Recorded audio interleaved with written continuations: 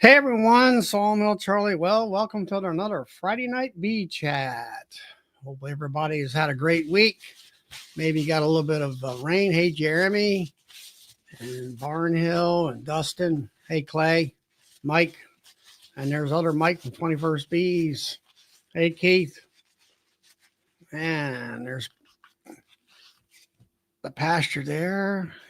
Hey Phil, let me go ahead and drop the link.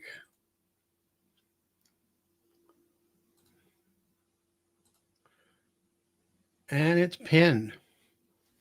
Pastor Larry, yes. So hopefully everybody had a good week. Hey there, Scott, Kim, and I'll be getting into my bees tomorrow. This is the last week of Formic Pro for me. Hey, Dodd, and I'll be pulling that out. Hey, Matt, and try to make a video tomorrow, hopefully for everybody. Let everybody know what's going on. I think I've got a hive out there, number. Actually, it's the hive right there, number 5. It's sort of a purple hive, and it's only 2 boxes tall. And I'm still having issues with that hive. I've had issues with that hive all summer long, and it's queenless again. So I think what I'll do is I will combine that hive with some other hives. I actually reduced it down from 3 to 2 boxes last week, and I combined the cell build. No, I guess it was another production hive that I had put in a nuke box, and the queen was in there. And first she was underneath the bottom board. I put her inside, and then she must have flew away or something, or they didn't like her and they killed her. One of the two. So I took those bees and shook them into that purple hive, and then after looking at the boxes, I figured I could pull the bottom box off. There wasn't that many bees in there. Condensed them down to 2 mediums and all that. So that's what I got planned for tomorrow, along with I will take the strips off, and I have some super DFM. I actually put a little bit of that on last month. I'm going to put it on again tomorrow. We'll see how that works. See whether I see any major differences about the bees. It's not so much of a physical look to them. I think sometimes if you have that shiny black bee virus, it helps with that, I've heard. We'll see whether or not I've had some of them bees around. And then I'm going to start making some Surewater, possibly tomorrow or Sunday. Get 40 gallons on board and get my tank in my truck put in. My 40-gallon pump tank, get that lined up. Start feeding possibly next week and start putting all my top high feeders on. And then I've got some honey in my hot box that I'm going to take, and I've got like 100. I put 150 pounds of honey in my bottling tank, and I probably can put another 150 pounds in there to fill it up. I want to try to get it as full as possible, and that'll let me go for a month or so of filling bottles. And also I like that because it keeps the honey from crystallizing, and it's always available on demand. Scotty put his first round of feed on last Sunday. Okay, hopefully your back is doing good and you're not overdoing it there, Scott. And hey, Danny. And like I say, I want to start doing that. Feed them until they drop. As far as, hey there, Todd. Feed them till they quit taking it. And it's been 80 degrees today here. It's supposed to be 70s and 80s, low 80s here for the next 3 or 4 days at least. Maybe some rain next week. Not very high chances, 20%, 30%. We did get 1.5 inches of rain here a couple days ago, and which was we really needed. It was getting pretty dry here, and all that. And there's Keith there from out in northeast Arkansas, Barn Hill, and all that. 91 down there, Clay, down there in Virginia. Was that on top of the Walton's Mountain or on the bottom? But no, he's not at Walton's Mountain. He's down there in Love, Virginia. I think it is Loveville. I'm not sure. I've been through there.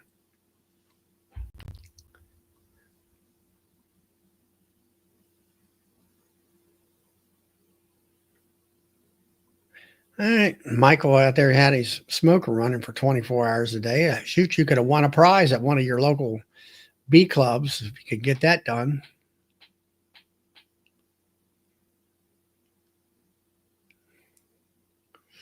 And then let's see, Loving Sunton. Yeah.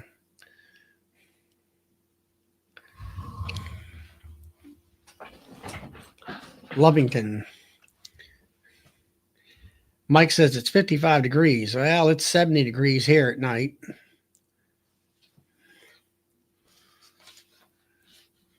Yeah.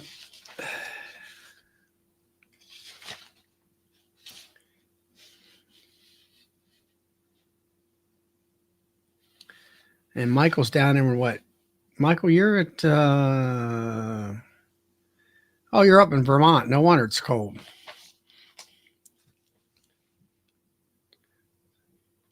Thank you, Jeremy. Hey, Tom, Melissa. How's things going in Tennessee, Jeremy?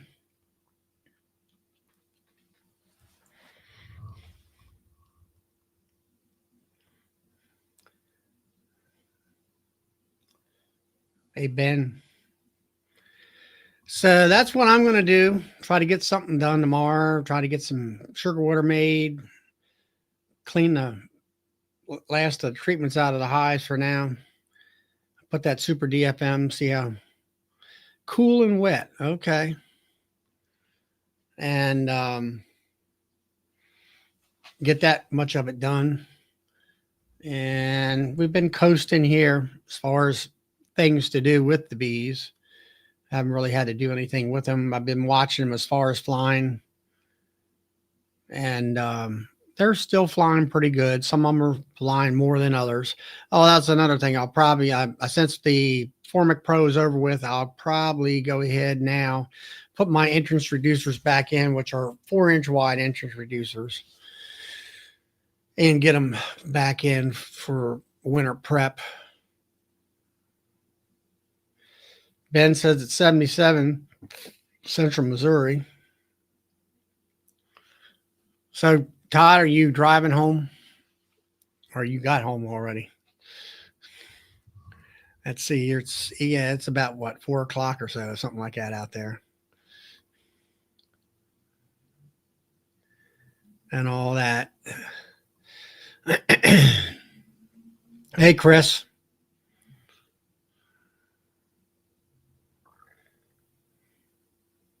Yeah, Todd's driving. Okay, cool.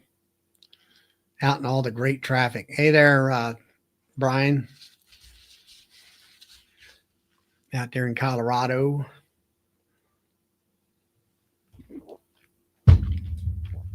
All right, Michael. We'll see you in a little bit when you get back. But anyway, the bees seem to be doing good as far as the only thing I've noticed is because of April guard.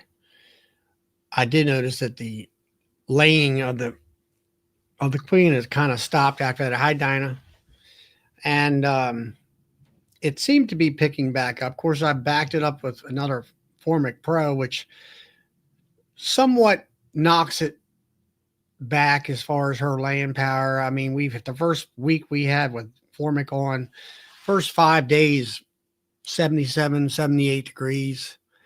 Perfect weather for that product. Hey, Jay.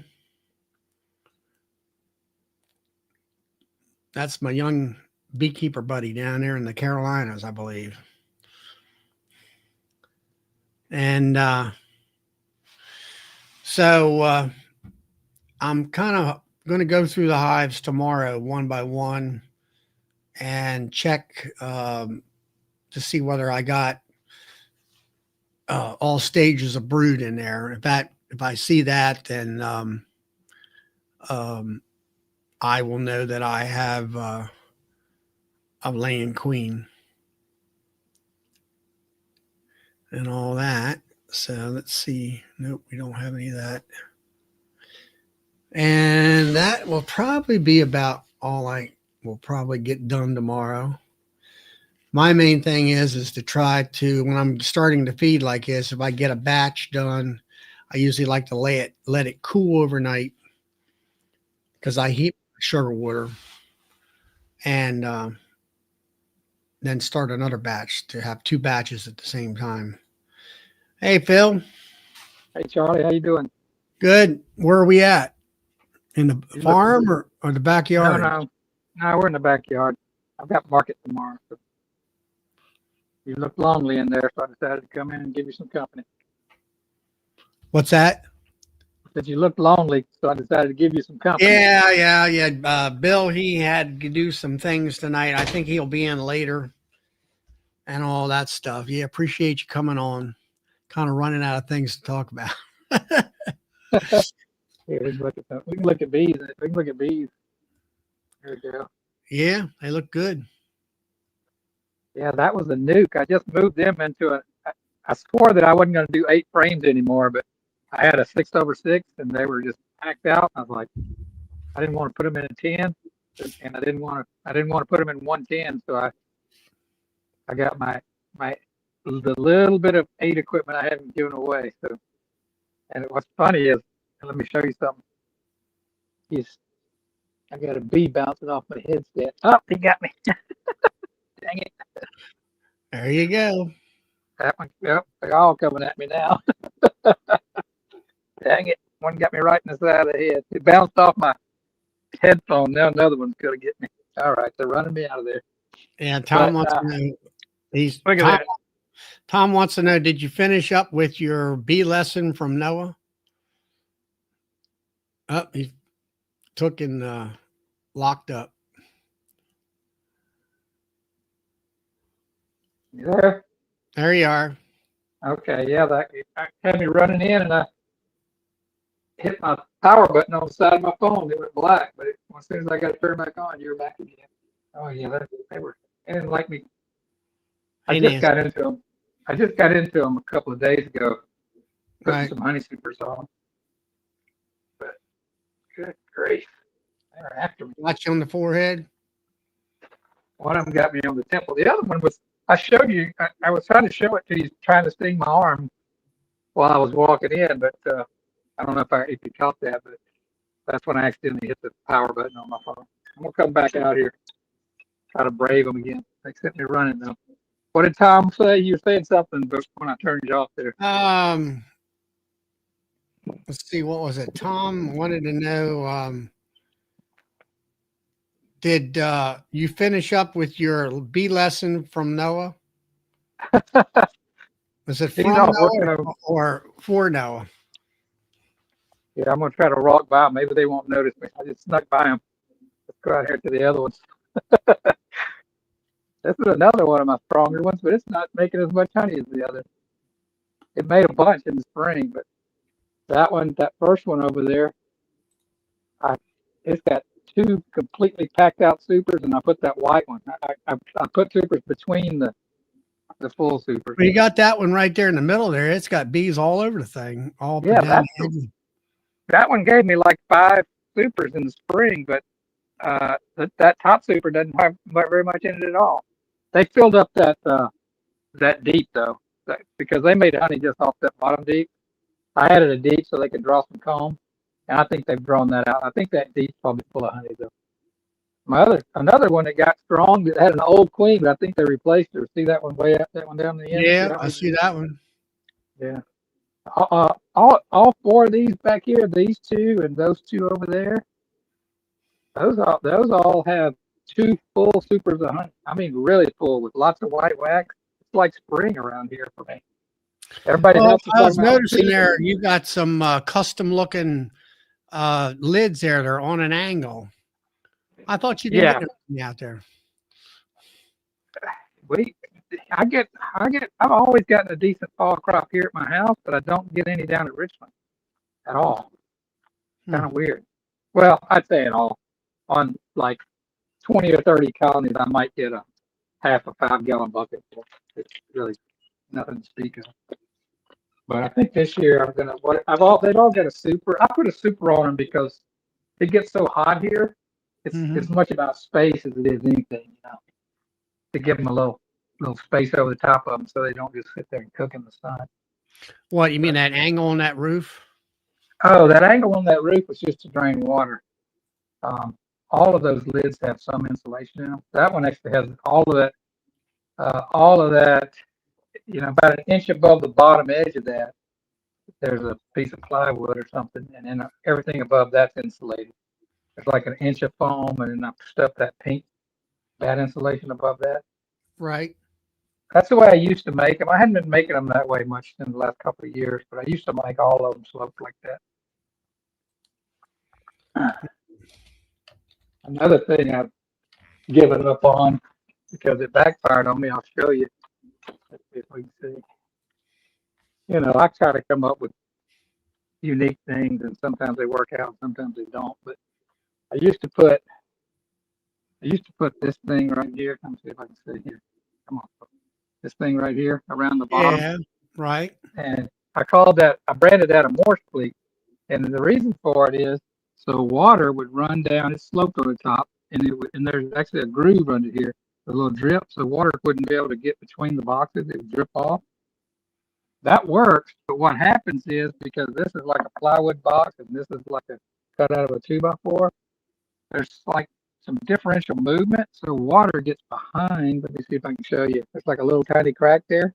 Yep.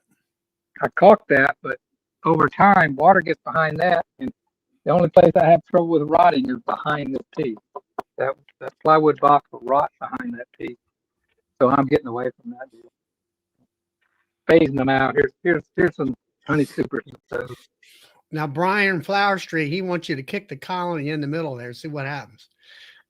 In here, I kick any of Yeah, these. not that one. That one over there had all the bees on the outside. Oh, okay. Maybe when we start raising money for Hives for Heroes, then we get that funded. uh, yeah, that's the good stuff there. Let me see if I can show you my. I don't use feeder buckets like everybody. Let's see if I can show you these. They're. You put one of them on each hive. Yeah, I put a feeder shim, basically with a hole in, turn them upside down like that. They fit inside of a medium box, in with about a 1/4 inch space. I put them on some little. Yeah. Yeah, so that's what I use those for. But I got these at Dollar Tree back when they were like $1.25. Now they quit selling these, but they've got another one that's similar to that I just found the other day, so I'm probably gonna buy some of those. Holds the same amount, it's the same height. I was worried it was gonna be Isn't too that? small to put in. I mean, you're always constantly having to fill them things, ain't you? Well, they hold 2 quarts. It's not, and I could get 4 if I wanted to. I could get 4 of those in that super. I can put some 1/4 inch strips down. The bees can come up in there, so I can get 2 gallons in there if I needed to with those. Yeah, I know a lot of times. Bee got me good right there. Let me put that back. I know when I feed with my top high feeders, like my nukes will take 3 quarts to fill them, and my other feeders they can hold 4 gallons, but I usually just put them 2 gallons in there. and you hit them the first time out with feeders like that with 2 gallon, everybody talks all the time about, you know, the you know, the juice spoiling on you. I said, you know, within 4 to 6 hours, those bees have sucked that down dry, and I've never Yeah. had that problem. I put a tablespoon of bleach. I'm not a teaspoon of bleach per gallon in my sugar Yeah. water. Is It that seems to do Clorox? pretty good. You talking about like Clorox Yeah, bleach? yeah, just plain old unscented bleach. Yeah, that's what That Fat Bee Man said 15 years ago. You know, just put that a works. little. It works So for me. how's Bracken doing? Good. How are Right. you guys? All right. Good. Got all your honey extracted now? Yep. Did you get a final count yet?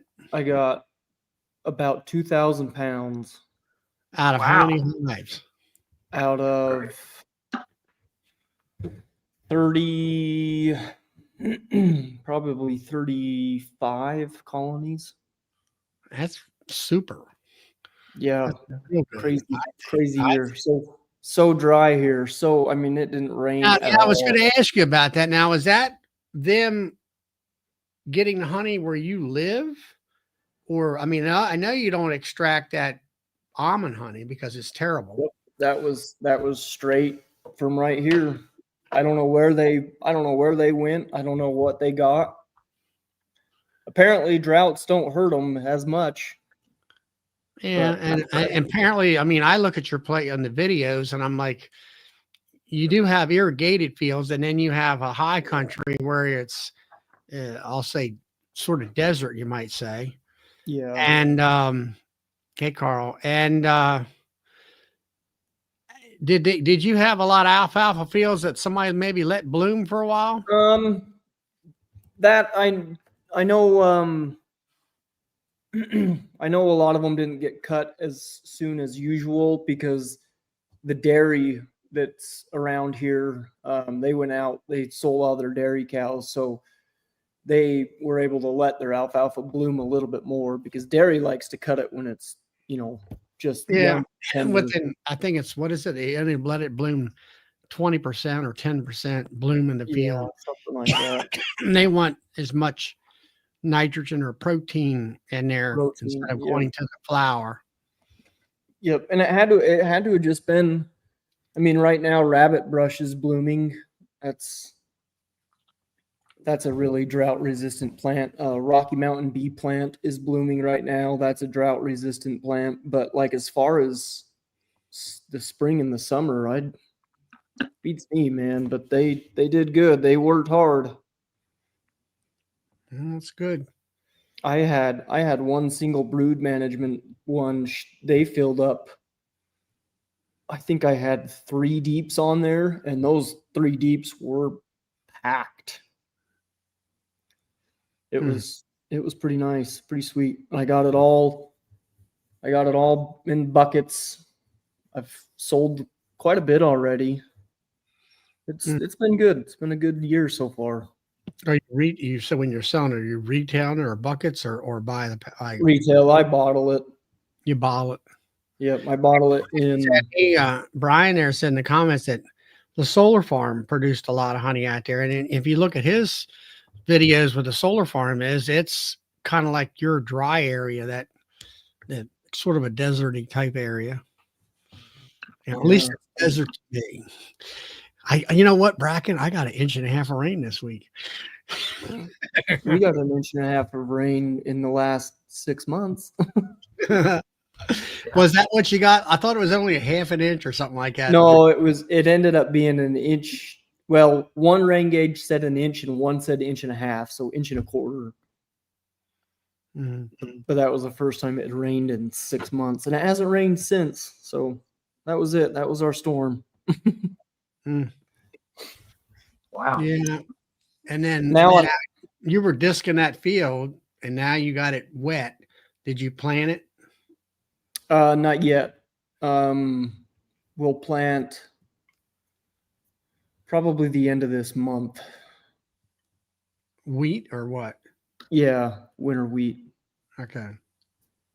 or I guess it'd be spring wheat, but you plant it now and then it comes up. Plant it now and it comes up about Yeah. yay tall. Yep. It's the same stuff we plant. Yep. What you doing? What'd you say, Phil? Did you say something? I didn't say anything. I was showing my teacup here. Let's see. Turn around. There you go. What does it say? Me? Somewhere between thirsty, 40. party, and something death, something. Hold on. How do I Hey, do Peter. this? There we go. Somewhere between 40 and death. That's it. That cup was given to my mom when she turned 40. She's 90 now, and she gave it to me when I turned 40. So I'm waiting for one of my kids to turn 40, and I'll pass it on. Hopefully, I don't break it for them. Sure, mom doing okay, Philip? She's doing as well as could be expected. She can't really talk anymore, so they're still getting her out of bed and letting her sit up in her chair, and I'll take her outside and stare at the lake. Right. I read to her, kiss her, and talk to her, and do whatever I can. So what's up with you, Bracken, as far as bee business or whatever? I'm trying to figure out how to deal. What do you do with all your wax? You mean your solid wax that you render? Yeah. So I've melted it down and I've got it in blocks. I've made, I've got the bee molds that are the little 1 pound bars, the little half-pound bar, all that stuff. Candles, I've dabbled in all that, but man, that stuff around here, it just does not sell. It doesn't sell. I haven't sold. I don't know what to do right now. I'm actually trying. I made some scented ones. How are some oil. How are you making them, Bracken? How are you melting the wax? So I got a wax melter that's got a little drain valve. So you put your wax in there, it melts it, and then you can. Yep, just like that. Except kind of like that. Okay. Yep, kind of like that. It's not as big, but it's got a valve just like that. Yeah. And then hold on, let me hear. I got one right here. Let me grab. So, okay. So that thing is really nice for making candles because that valve has a lot of control to it. Okay, that's one of your candles. All right. Yeah, I added Yeah. some scent to it just to try to, because everybody always asks me, do you have scented candles? And I always just say, well, it's just pure beeswax. So it doesn't really. Right there's what you need to do there, Bracken. And I was thinking about the same thing. Sell him the wax. I'll make some candles. Yeah. Yeah. Help I'm me. serious. Brian's in an area where he'll take all the wax you got bulk. You don't have to do anything except, Yeah. clean it. Put it in. I mean, for me, with my wax, what little bit I get, I got them little bread trays that has got Teflon coating in them, and when I pour them and let them get hard, it's a pound worth of wax. It's a bar about yay wide, and then I've seen Brian buy those 25-pound blocks from Bob Benny down there at Hive Life and stuff. Yeah. See, and I got like this. I don't know if you can see, but I took a picture. These are some of my rendered. Oh, come on. It's being. Yeah. It's just you have an idea. Yeah, it's round. I see it's like bucket size. Yeah, I put it in 2-gallon buckets and they weigh about 18 pounds a piece. But I just don't. All right, you got to take me off the big screen there. There we go. You can sell that stuff for about $10 a pound. Yeah, it's in bulk like that. So you put that out. I know it. Are you going to Nobby? No. Brian says seriously he will buy it all from you. Yeah. Where is he? I agree, Brian would, and I'll buy some too. He's in Colorado. Yeah. Okay. He's in. He's out there pretty close to you too. And I do use some to re-wax my frames. Some of that, some of the dirtier stuff I melt down and I do that. But yeah, I've got too much of it. It's all clean and nice, and I just nobody. And I've gone to some farmers markets and stuff, and the first thing they always ask me is, "Are they scented?" And I say, "Nope." And they walk right past. Well, I don't know about that because I lean in on that. They ask me, are they what's in them? I go, pure beeswax, nothing else except a string. And I tell them, and I talk to, I read an article that says that beeswax, when it's burning, cleans the air. So I tell them that. And I have them pick them up and smell them. I said, pick them up and smell it. So anyway, here's one of mine. Another thing, see this, let's see, let me get this over in the light so I can show it to you. But make a cute Yeah. little tag on the top. See, that says pure beeswax handmade candles. See that like that? Yep. And all I do, and then it's got my logo on the back. So all I do, see if I can, it's hard for me to figure out how to do this. There we go. So that's like they're just printed on a sheet of paper. Okay, on one side and then the other. It is like a card stock, so your printer has to handle a thick paper. Mine at home won't, but mine at work will.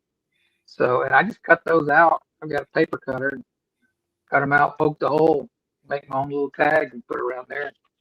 I sell probably like 2 a week at the farmers market. Plus they're cheap. They're so small that I sell them for like $6, $8, and $10, Yeah. depending on the size. Well, And Bracken, then do you have time for all that, Bracken? Well, that's farmer markets are tough. I have been doing one of them, but I need to hire one of my nieces or nephews or something to go. exactly. Yeah. The one I did, they make you sign a thing that you're there the entire time, and it's like 4 hours. And That's what mine. if you leave, they don't. To me, that's a long time. If you leave, they don't let you come back. Well, So- it's like Tom and Melissa says here, you can market it to the Catholic churches in your area. They want pure beeswax candles. Yeah, see, I got like these little. Yeah. That's what I've been selling, and then if anybody will buy, and then these bricks.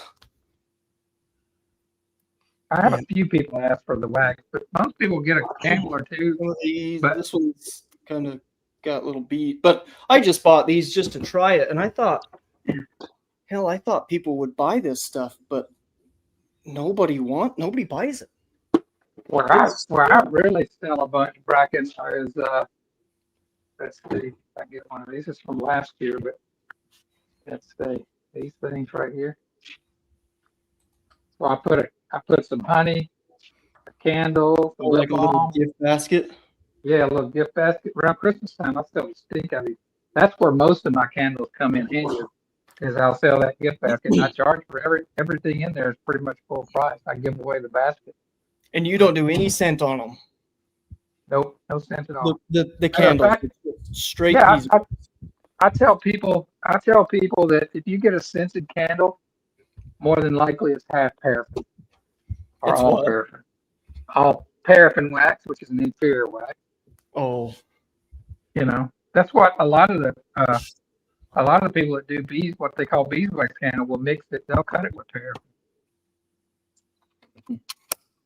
So, no, I lean in on the fact that that's all it is beeswax. how long will one of those candles burn that size? That's a great question because last year we burned one of the little pine cone ones, little tiny ones, and it burned for 7 hours.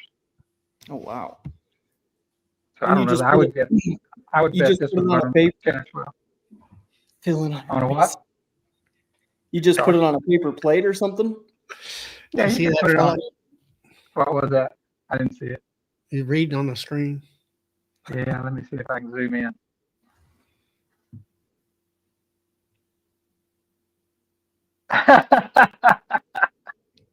That must be Tom because I think I did give Melissa a gift basket last year. At least I intended to. Okay, well that maybe I'll have to advertise it as being. I do have some that's got a little bit of. Well, essential- Michael says you have to use essence of oils and stuff. I don't know anything about wax, as far as, messing with it and all. These other guys do and girls. And and- I'm just doubt. It's not like I'm wanting it to be I just have some and I want to. See, Yeah. I'm more of like, let's just, I had one gal, she was a horse girl and she wanted to make up some kind of a salve with wax to help crack hooves on horses. She bought a couple pounds of it and there's a few people out there who'll buy that kind of stuff. You know, they'll know I got it. And, Yeah. I don't try to make candles. I mean, I don't have time for all that stuff. And I don't go to fairs and Yeah. events. Yeah. The other thing, Parker, Bracken, that you can do uh, is build yourself or have some risers, because the stuff that's on those elevated risers, if you look at if you can find any of Brian Flower Street Farms Brian's set up, just something about if you have them down on a table, they don't get much attention. But if you start putting them up on these little shelves, making kind of a high level arrangement, it just draws. We did that last week with ours, and we sold 3 or 4 candles, whereas we didn't. I don't think sold any when they were down on the table. But just I would elevate them makes a difference.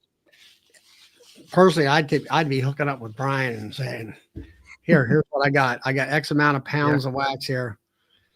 You know, work a deal out and you're done. You got your money in your pocket and Brian got what he needs because he makes and sells a tremendous amount of candles. And I've got some of his candles and they are exceptionally well done. Are they? Yeah. Pretty good. Has he got a Facebook? Who, Brian? Yeah. He's got, Or where is he got somewhere I could get a hold of him? I'll send you his phone number. Is that all right with you, Brian? I'm sure it is. Yeah, I don't get enough wax off my bees, so I have to end up buying it myself. I bought some from that group that Mike Baird was promoting. I bought 25 pounds of those little pellets last year, and I've got about half of those left. But I'm probably gonna make a little more this year because when I checked on those bees and put those honey supers on the other day, there was white wax all over the place. I'm gonna actually get this year. I hadn't hardly gotten any wax because none of my honey's been capped really. But I think my fall honey's gonna be more capped than my spring was. Yeah, 21st bee there. Any Amish woodwork? I don't know. That'd be a good one. See if there's any Amish people around that would. Yeah, that's Michael out there. Let's see. Yeah, and like I said, I use a lot of it to.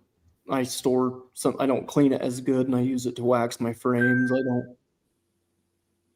Yeah, if you'll sell it for $7 or $8 a pound, you don't have to even process it down to being perfect. If you sell it for 10 or more, you don't want it to have any little chips or specks in it. But So if you drop the price a little bit, what is that little candle? What do you get out of that little candle right there? I think this candle is one of my $10 ones here.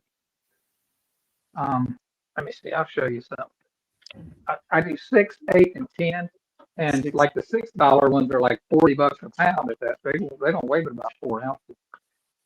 Another thing, I ordered a set of Christmas trees. Those do real well at Christmas time. The little Christmas tree candles. Oh yeah, yeah. Somebody said too, as the weather cools, candle sales go up. Fall and holiday. I'll tell you the one I'm super disappointed in. I don't hardly sell any, but I thought it'd be awesome. It's hard to tell, but this has a little like a little scene. It's got trees and deer. Yep. Got a little star. Thought this would sell like crazy, but not many people go for it.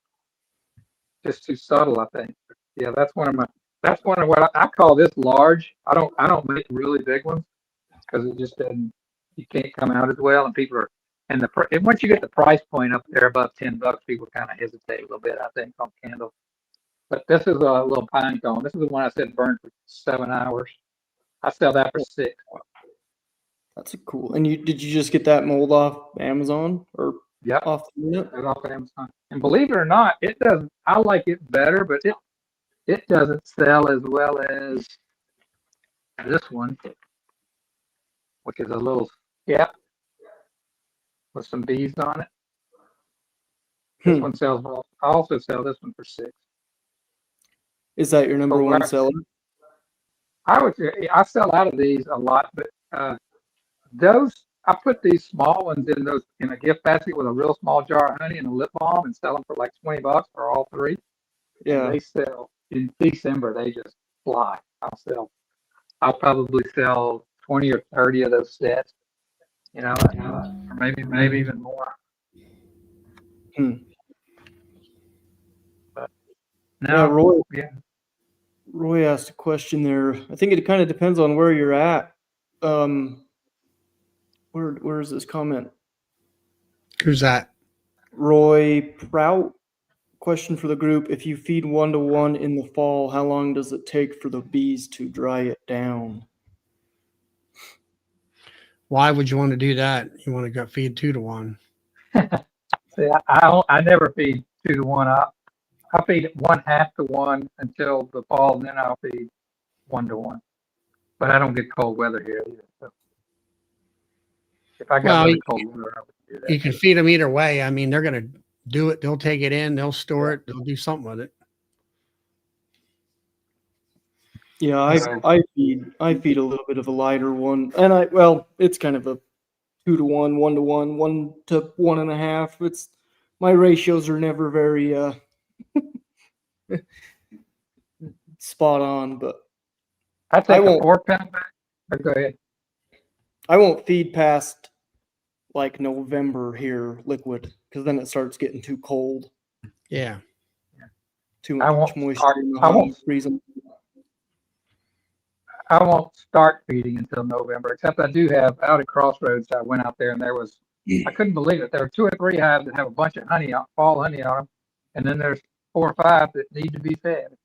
It's the craziest thing. I couldn't understand it, but they're not going to starve. But I typically don't feed because I'm hoping for a fall crop, and then after I give up on that, then I'll start feeding. But that's usually November 1st. But hey, we don't even have to worry about it might get too cold to feed in like the last of December, and then we kind of got to watch it through January and February. Just kind of keep an eye on it and not put food on there if you know that it's going to drop down to 40 or below. But we very seldom go 2 weeks without getting it temperature in the 60s. Hmm. So, like I said, it doesn't matter to me. I don't have to worry about it. So I don't even. Last year I went into the winter with a lot of really light hives, so I just looked for opportunities to feed them throughout the winter. Didn't lose any of them. Maybe one out of 50. But I don't know where Roy is. But to answer his question, if it's a dirt, they should finish a gallon of that in about a week to 2 weeks. Well, yeah. If they don't, that means they're probably getting something from the environment. Roy's in North Michigan. Yeah, he probably needs to get after it. It's going to get cold there soon. I'm with you. He should probably switch to 2 to 1 if he's in that climate.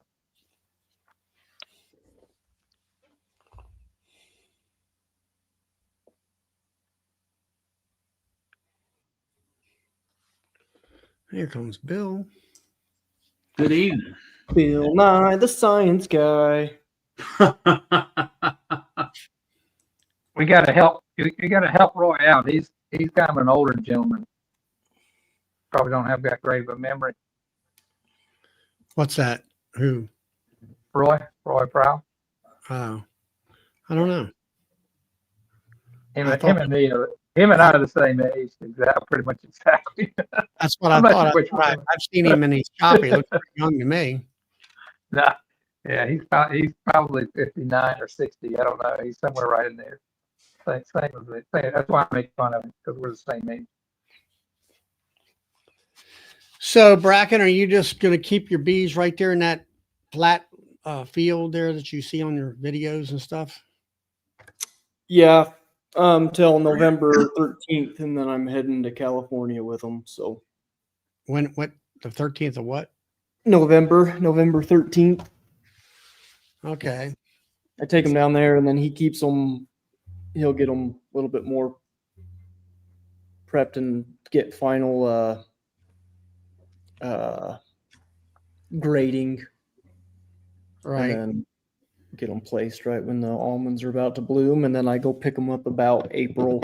I take them down there earlier than most because it gets to a point here to where there's just nothing, and there they still have mustard and stuff, so they still get to go give a little bit of. They Feed. still have a little bit of life, a little bit of season. Well, I I mean- mean, that way you don't have to put a lot of feed into them either. Yep. Yeah, Yeah. that's And a then, great deal you have. I fatten them up right now, and they're actually fairly. They're starting to backfill most of the brood. They're filling up pretty good, which is good. I want them to be super heavy, and then I'll take them down. Because I'd say here in the next week or two, there's not going to be anything left. So they'll be living off of resources and me feeding them, but.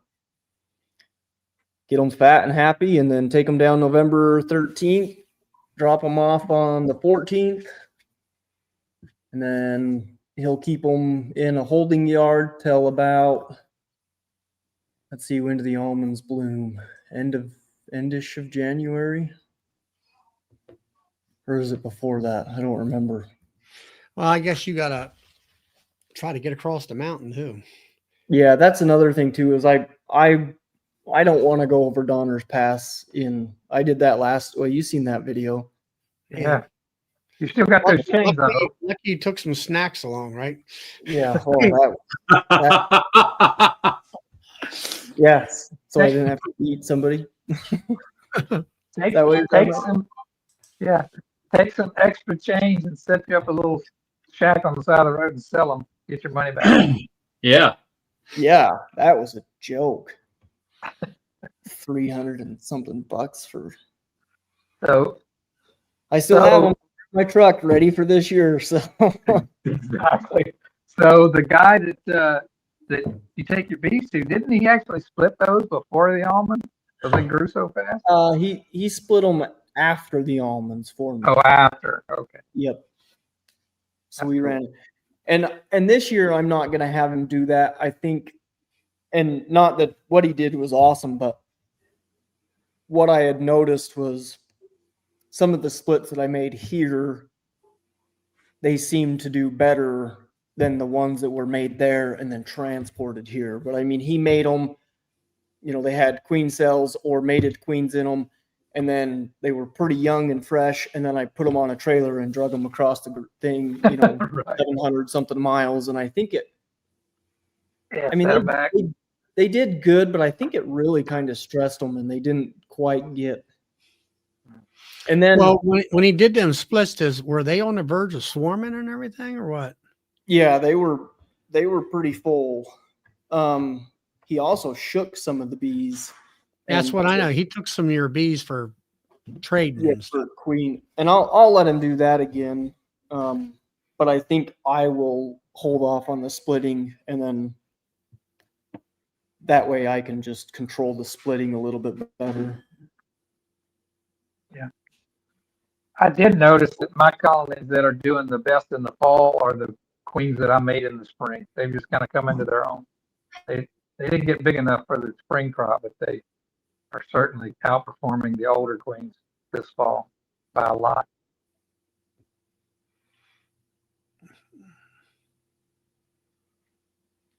He's on the move. My family just came home, so it's going to get loud real fast. Enjoy it. It won't last forever. Yeah, I'll come sit in here, be a little quieter.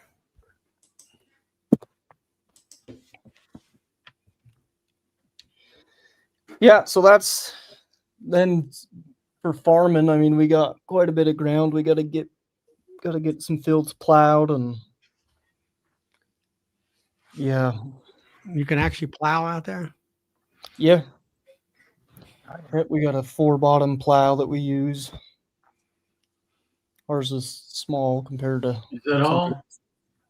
Yeah, that's all. So you irrigate those fields, don't you? Yeah, Some of them. Some we have 2 big fields that are dry lands, and all they get is just what they get from the rain. So Yeah. Maybe some of your honey might have came off some of those irrigated crops. yeah, for sure. Bill, what are you up to? Try and keep my head above water right now. Yeah. It's getting a little busy. Just a little bit busy. So Tis the season. bees are ready for winter, but everything else is getting really busy. What, the store or what? Store, honey, you name it, it's getting busy. So Bill, what do you do with your wax? we melt it down and I make 1 pound bars out of it and sell it. Just 1 pound bars and that's it? Yep. Because the bulk wax, if I get somebody that wants to purchase and they don't have the money, they'll bring wax with them. And I'll look up what it's worth on the daily market and I'll barter with it. How do you look that up, Bill? It's kind of like the gold market. There's a website that I go to with a broker, and they have the daily value per pound of wax, bulk wax. So What is the range that you're seeing on that? it varies day to day, hour to hour, just like the stock market. I mean, the lowest I've seen it is $5.50 a pound. The highest I've seen it is $32 a pound. Really? Yeah. That's crazy. I would expect it in bulk like that it would be 5 to 7, but that's just what I would say. Because you can get it all day long. You can get 9 or 10 all day long if you'll go 10 to 20 pounds. Yeah. Well, when I say bulk wax, it's you mean a lot. Typically, when I sell it off, it's 300-400 pounds of wax. Yeah, So, I think what I bought last year was just under 10. Yeah. In the pellet form. Yep. And Bob Benny had some 2 years ago. He was selling for like $7.50 for a big block. It was like I think there might have only been 15 pounds. I think it was like 25 pounds, wasn't it? That block Something, that Benny had. I regretted not buying one, but Brian bought 2 or 3 of those, or maybe more. Brian can say. Yeah. He had a very good price, but last year his price was closer to 9, I think, for the same. Yeah. thing. The broker that I deal with, he sells to these people that make the chipped wax that you buy on Amazon, that kind of stuff.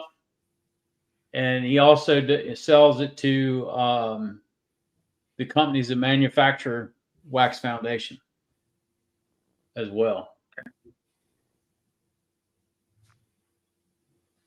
I know Bob Benny buys wax and resells it. He doesn't produce all the wax himself. Yeah. So he probably keeps up with those kind of prices too. Yeah. Buys as low as possible. But the typical price runs $10 to $15 a pound for bulk. And it's got to be clean. Yeah. That's what I was telling Bracken is you could if you don't mind it being a little bit, you know how when you in the form it sometimes has a little bit of a color on the bottom. Yep. If you don't mind knocking it down to 7 or 8, you can sell it like that all day long. Right. And not have to worry about it being perfect. Because a beekeeper like Brian will take it and filter it again. Yep. Have no problem with it. Yeah. You see Brian's comment there? Yeah, he does render all of his wax, and he filters it. It's pretty clean. Yeah, it is. It's real clean. How do they get it that clean? Is it just a paper towel filter or what? No, well, it's kind of pushed through a filter, and it's not a paper towel, but it's a series of either mesh screens that start large and they get progressively smaller, or they run it through paper filters that get progressively tighter. You can get Bracken. You can get yours pretty clean if you take what you have there and run it through a paper towel. It'll Yeah. get really clean.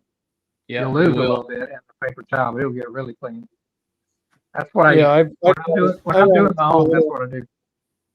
I ran it through a paint filter. It cleaned it up pretty good. I haven't done a paper towel though. Another trick Yeah. that I'll do. Oh, go ahead, Bill.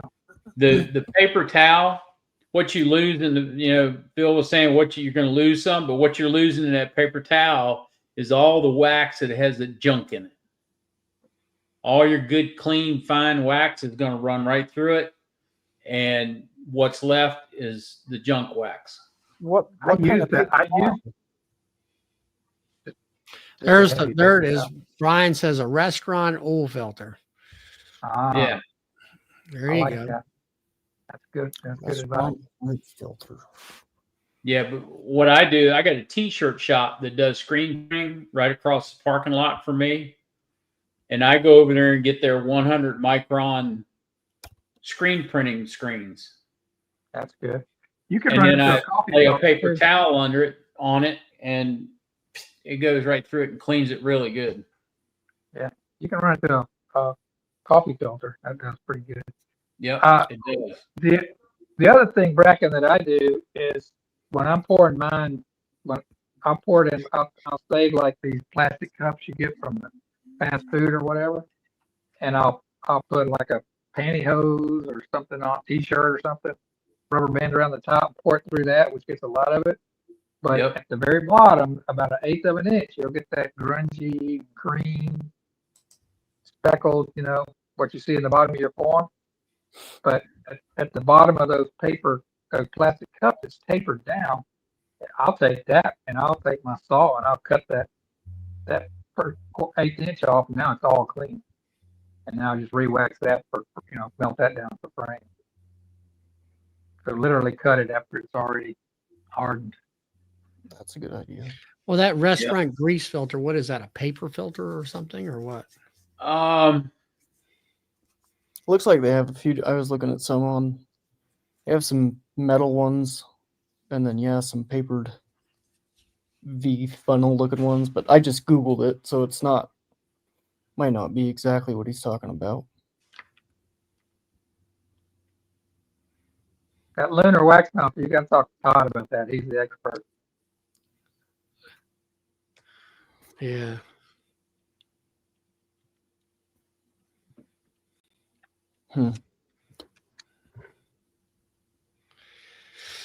So, anyway. Yeah, I'll have to.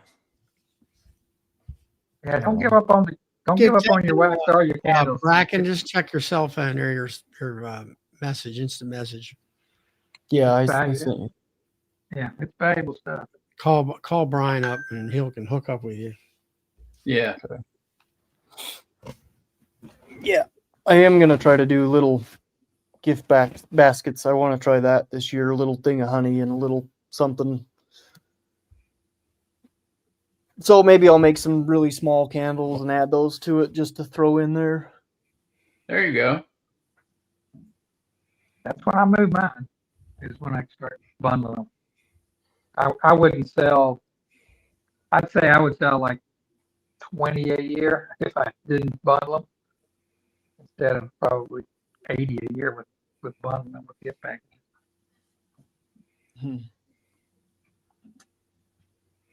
But Brian, somehow or other, I think they do some pretty big ones though. He has some unbelievable molds. Like, one time he came on and he showed all of his molds and candles. His wife makes them, I think. But yeah, Brian sent me a thing. You can buy this thing from Amazon for $35. It's for cleaner oil, better. It's for cooking grease, I guess you'd call it. It's Does like, he have a it's like a cone with a steel support with it. You could probably put it over top of a bucket. Does I'm Brian gonna have get two of website those. for all this stuff? Yeah, I think he does. What is it? Does anyone know? I don't know it. What's that? Does he have a website? Forestryfarms.com. Let me put it. It's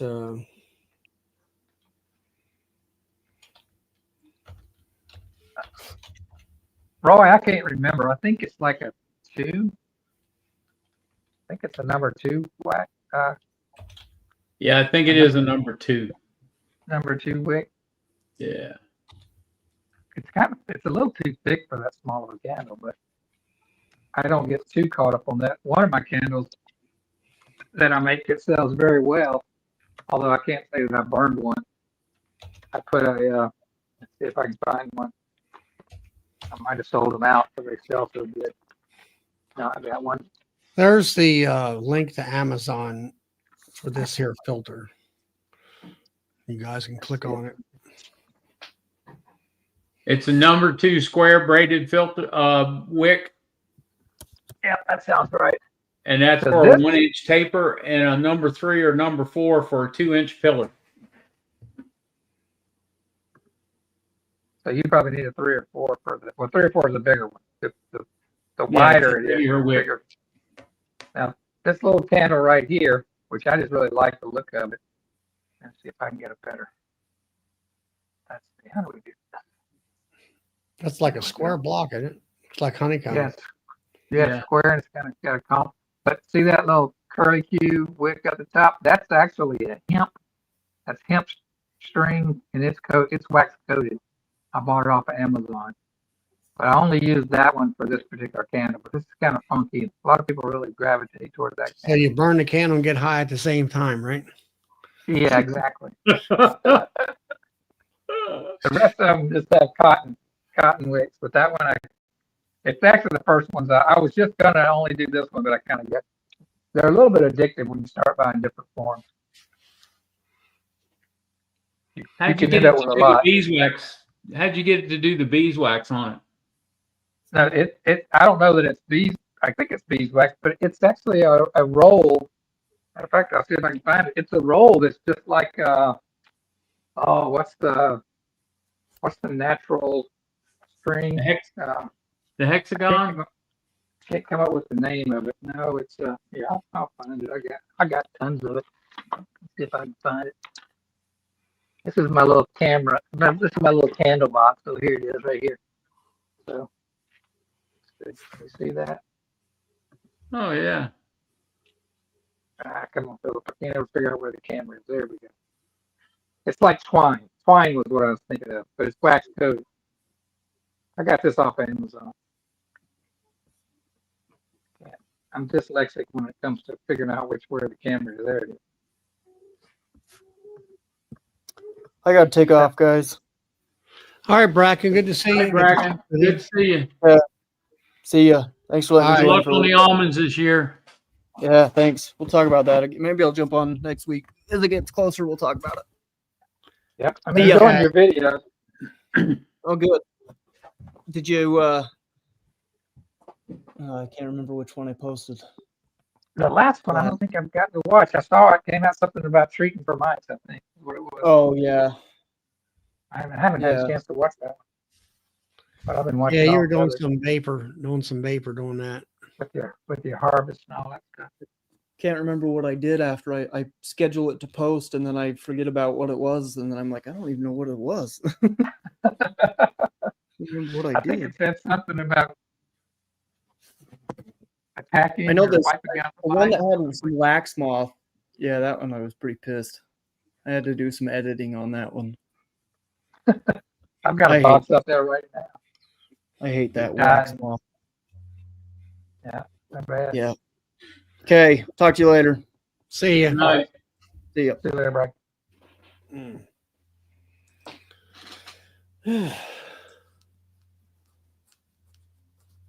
So are we packing honey, Bill?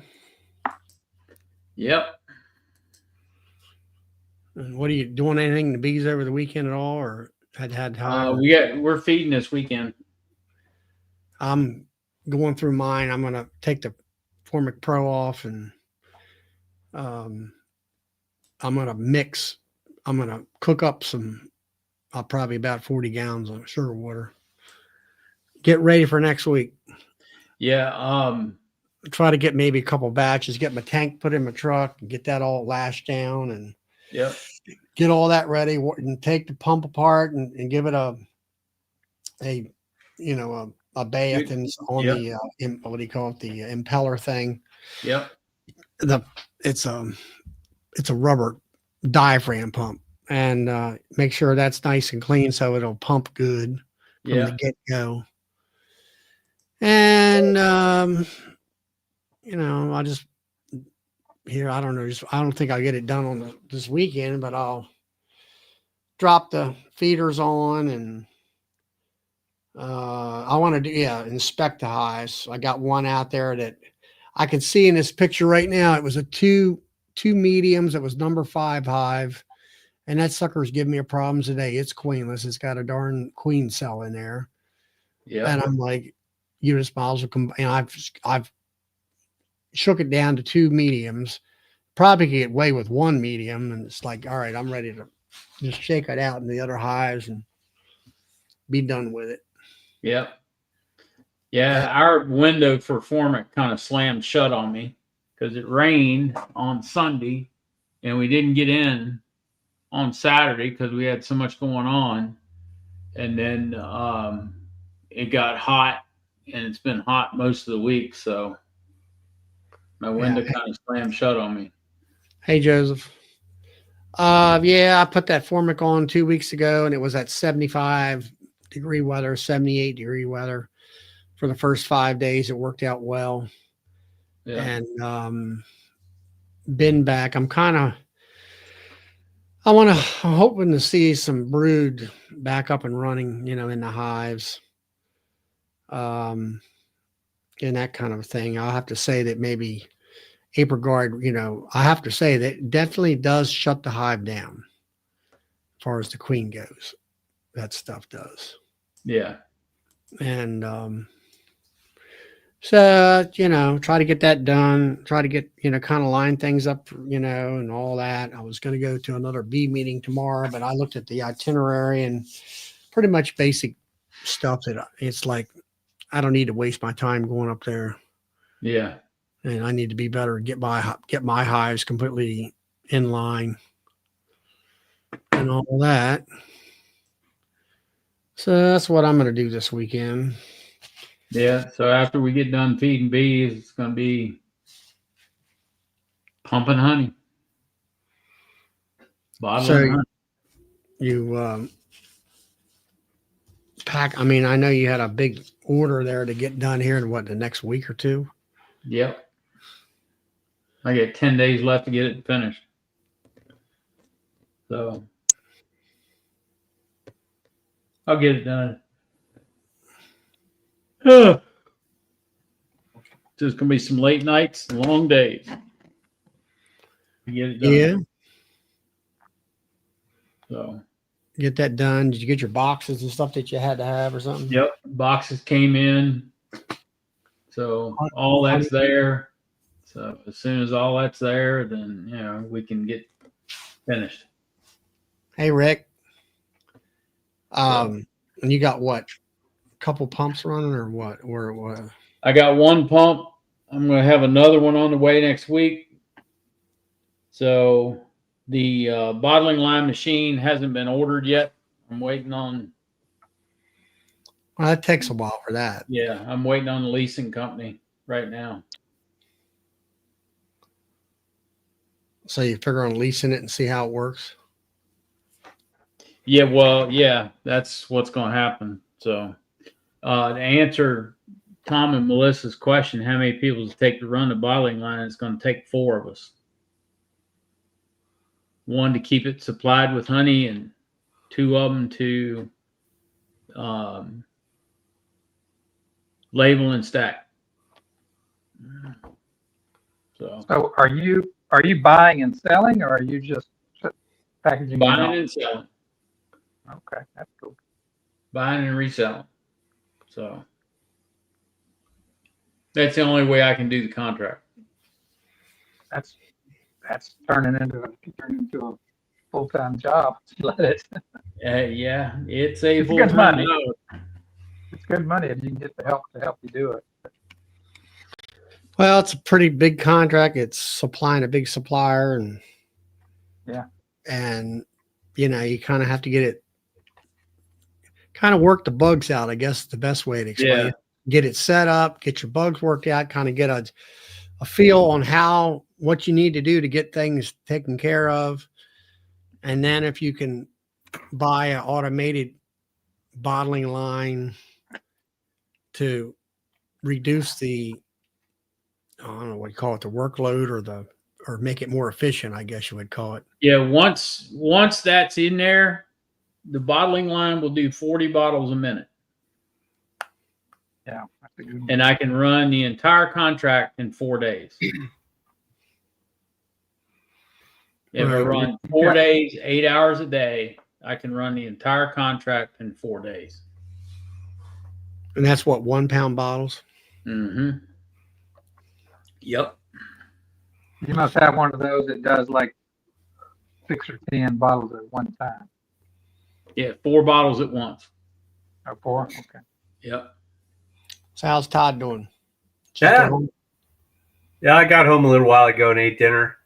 Battled the traffic. It gave me an appetite. So what was for supper? Oh, I just had leftover chicken from last night. Chicken, broccoli, and I even made myself a little salad. Yeah. Always have to have your greens. Always has to be something green on your plate, no matter what it is. Yeah. Hey, James. Hey, James. Good to see you again. So you sent me some pictures of some really some wild ass looking pictures. Can you send me them through Messenger? No, I texted him. Oh, do you want me to send them? Yeah, send them to Messenger. I want to share them tonight. This is out his back door, from what I gather, right? Just about, yeah, on the other side of the neighborhood, closer to the Sierras. Let me find them first. But we got rain. We got an inch of rain last night. Well, from probably this time last night till this morning. So wow. yeah, James, I ate early. It was the traffic. The traffic made me do it. But I'll be damned if that blue curl's starting to perk up. It started last week. It started getting a little more bluish. And with this rain, I bet it's going to really perk up by probably. Yeah, there was Wednesday or somebody I don't know. He came on my feed of Sana, what it was on Facebook or what it was. I think it was. And it was California Beekeeper. And he was talking about, yeah, we got this once every so often, we get this blue curl. And he opened up the hive and it's all this, good looking honey on the top bars and everything. That's Ray Oliveris. Oh, is that who it was? Yeah. He's way up north though. But 2 weeks ago I would have said it was probably at best 25% bloom. I'll say right now, looking at it, driving home, it's over 50%. And then they got some water, so we'll see what happens. Yeah, it's might be late. Well, but you're out in California there. Your season goes way late. Yeah. Oh yeah.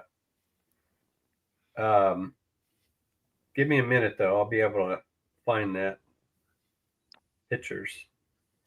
Yeah. Yeah, you never said anything, so I thought, oh, maybe he didn't see it. Yeah, Rick wants to know we're ready for winter. Well, we're getting ready, Rick. I'm here in Maryland on the East Coast, so I'm getting ready to feed 2-to-1. And Philip there, Texas, I don't know. You be a while before you you don't have too much of a winter, do you? Well, no, I don't. But I'll tell you what, I'm a little bit like Todd. I'm hoping for some fall honey.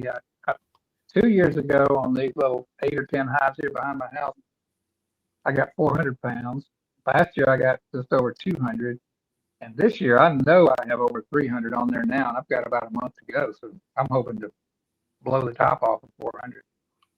I'm hoping for 500. And that's pretty good for you being out in Texas. Yeah, I've only harvested 600 pounds on all my hives this year, and I'm hoping to get another. I'm about to go out and get my bees off of cotton. I don't think I'll get more than a couple hundred pounds off of those, even though I wanted 400. But I think I'll get 200 or 300 out at Crossroads, and I think I'll get 400 or 500 here. So I'm going to end up more than doubling my season just in the fall. Hopefully it'll save me, because 600 is way low. I felt like I had a bad year last year with 800 in just the spring. Yeah. I sent those, Charlie. Yeah, I got them. All right, now this is out Todd's kitchen window, I think, or whatever. One of them's at the end of the neighborhood. The other one is another view from a beekeeper's yard. I see it now. I think I got it right. And then there's a big honey producer that had 3 different drops up there in the mountains, and he was only able to get one. And then when he was driving his truck and his forklift down the hill, he ran into a bull. Oh no! wow. What did he have? So what did he do? Have pit beef at the time? It took his front end out, and then they had to transfer the load and all that Wow, stuff. man, he must have hit the hell out of that bull there. Yeah, he did. Well, he's carrying all that weight going downhill. Well, Yeah, he's got beef for the rest of the winter. Here we go. There's what's Todd looking out his back door. Oh, wow. Yeah, That's crazy. yeah.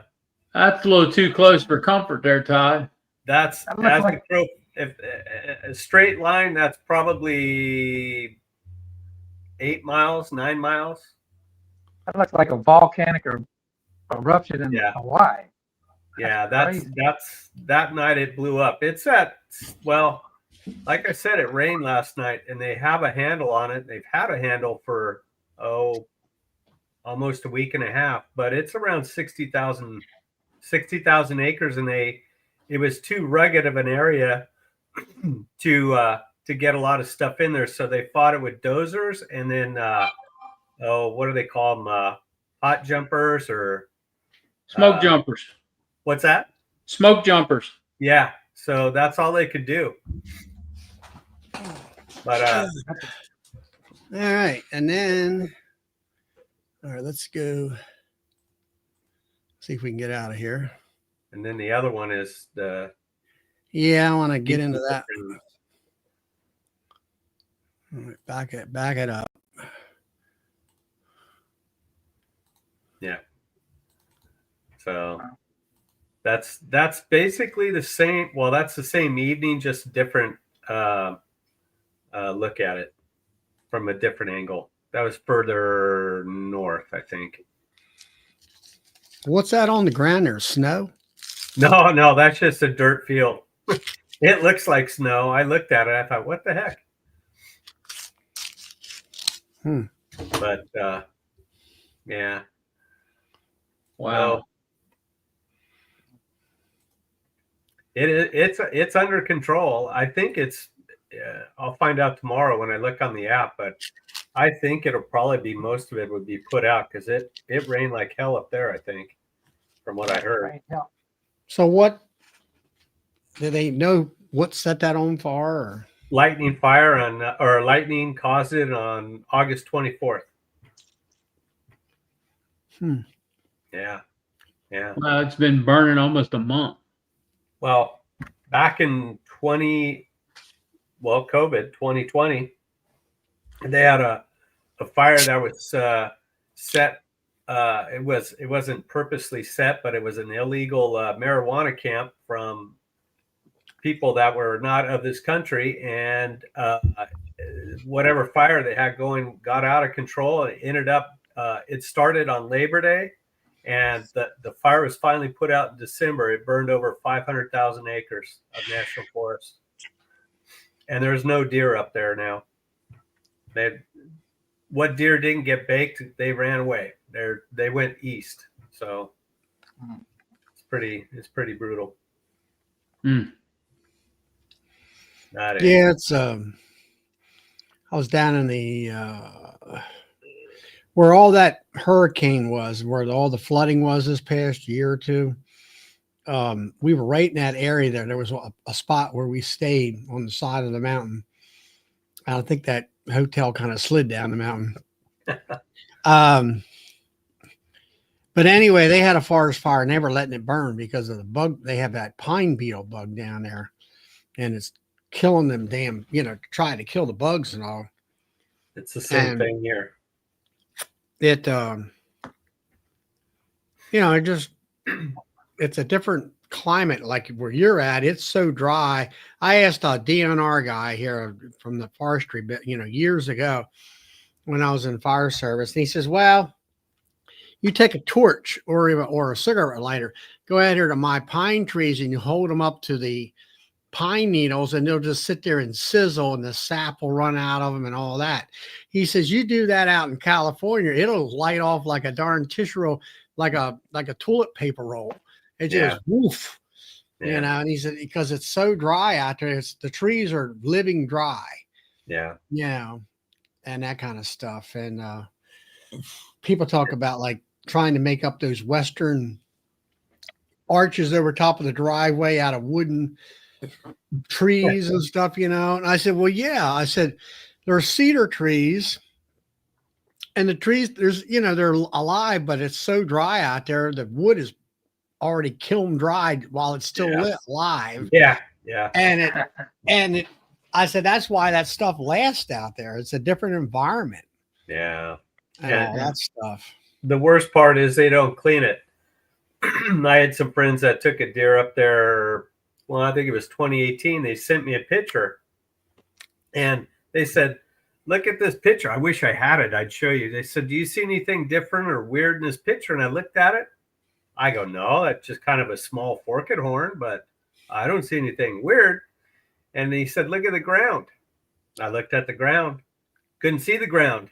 They said it was at least 8 to 10 inches of pine needles and debris.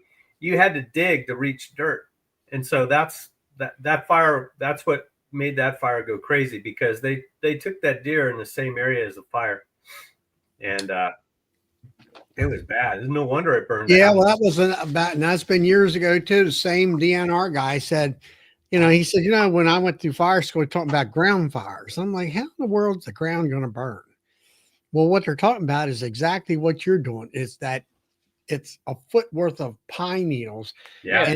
and the fire goes down in there, and he said, runs, and he said he was out there fighting fire at the time, went out there for so many weeks, and he said we had to dig down like 4 to 6 feet to get down in there. And then he says they want you to put all that back after you put the fire out.